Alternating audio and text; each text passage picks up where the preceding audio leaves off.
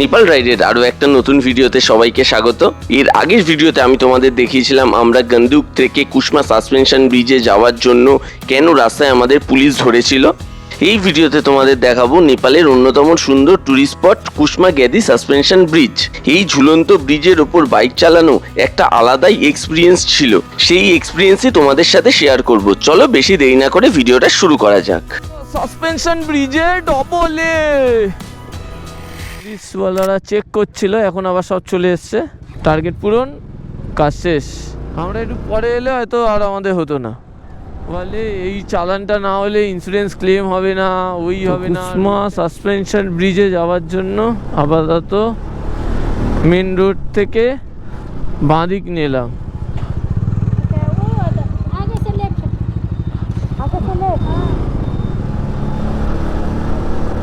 এখানে তো ম্যাপে সেইভাবে দেখাচ্ছে না, কিন্তু লোকাল লোকেদের থেকে জিজ্ঞেস করে কুসমা সাসপেনশন ব্রিজের দিকে আপাতত যাচ্ছি।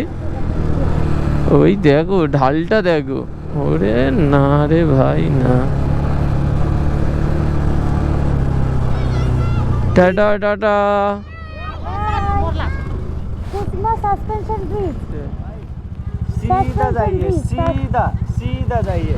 ঠিক এবারে সানসেটও হবে।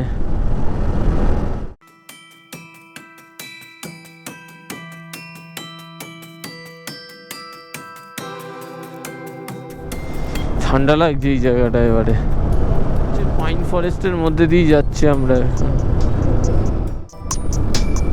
ওয়াও,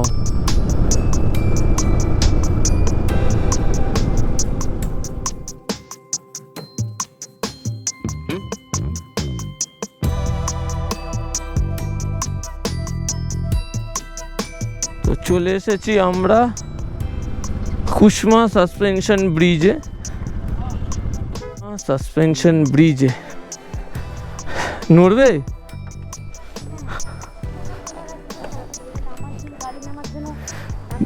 মেন সমস্যা হলো মাঝখানে গিয়ে। কোনো সমস্যা নেই, আমি যাবো প্রথম।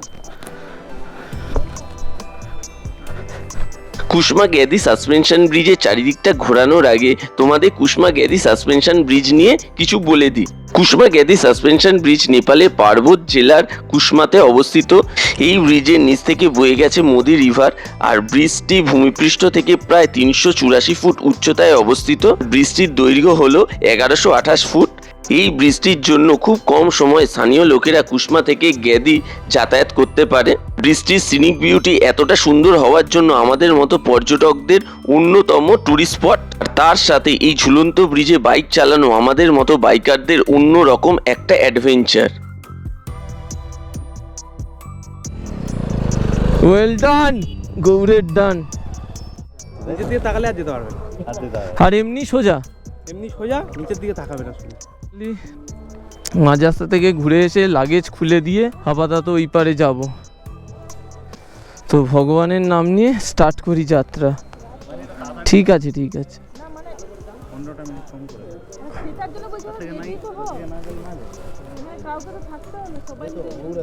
গৌর চলে এসছে, সময় লাগবে, তুই চাপ নিস না, তুই চাপ নিস না, ওই অনিতারাও আসবে। তো ভগবানের নাম নিয়ে স্টার্ট করছি। হ্যাঁ,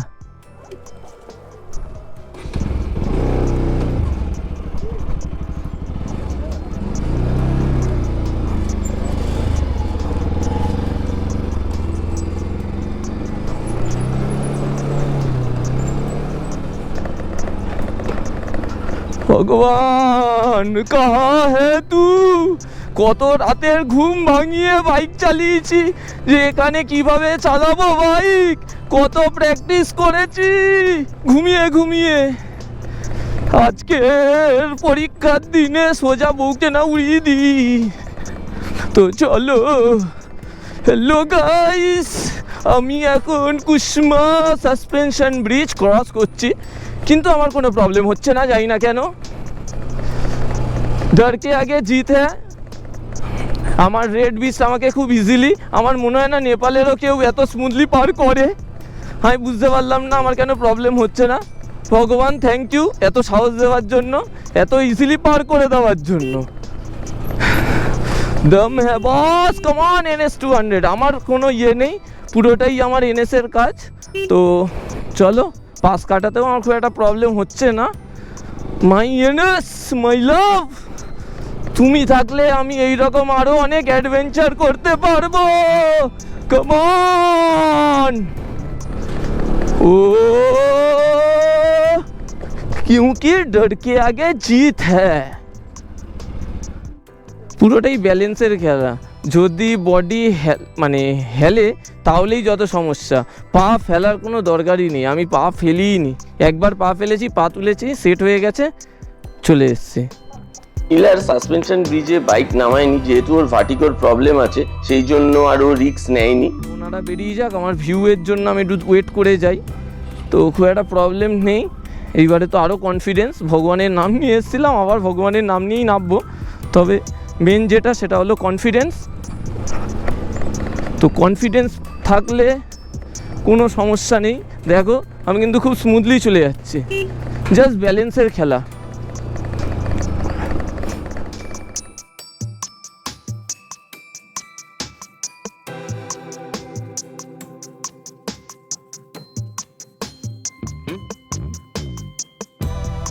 Right, please. Thank you.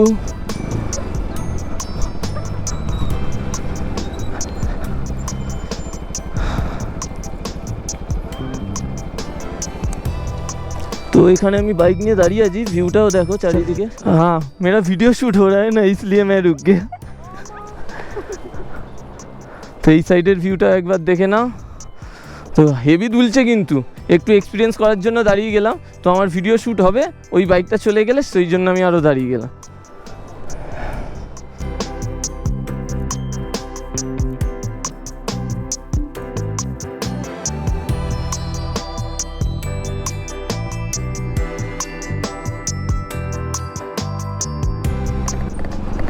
क्योंकि डर के आगे जीत है। আমার বউ আবার ভিডিও করছে।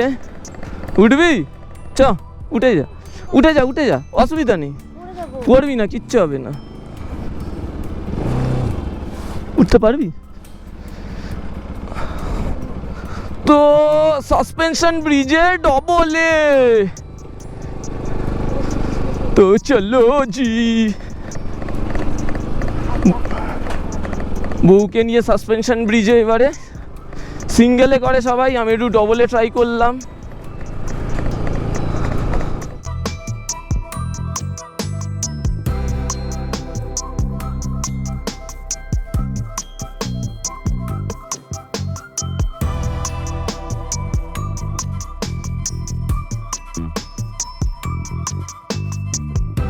হেভি ভাই, হেভি লাইফ টাইম এক্সপিরিয়েন্স।